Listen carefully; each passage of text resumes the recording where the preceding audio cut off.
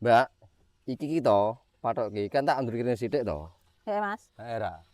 Dadi Terus? ku nek ana tanggomu ngono ngomong piye-piye ngene-ngene nesu-nesu, aku ora tanggung jawab lho, aku ora arti masalahe. Halah, ra apa-apa, Mas.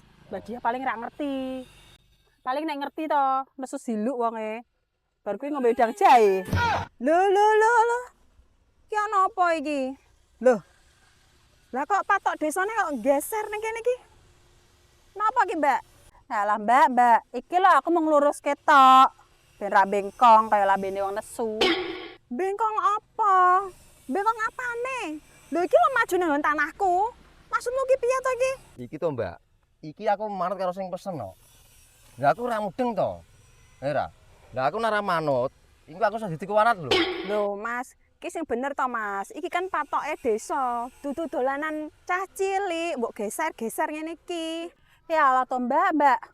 Tanahmu kan ombo to, trimone sak jengkal, sak ukuran sandal jepitku iki lho. Mbak, ukuran sandalmu ki 42. Sak jengkalmu ki ya pindhone aku. Kok iso-isone? Wes, ngene saiki Mbak ya. Iki to patok, era. Hmm. Tak belek kira meneh. Belek ya.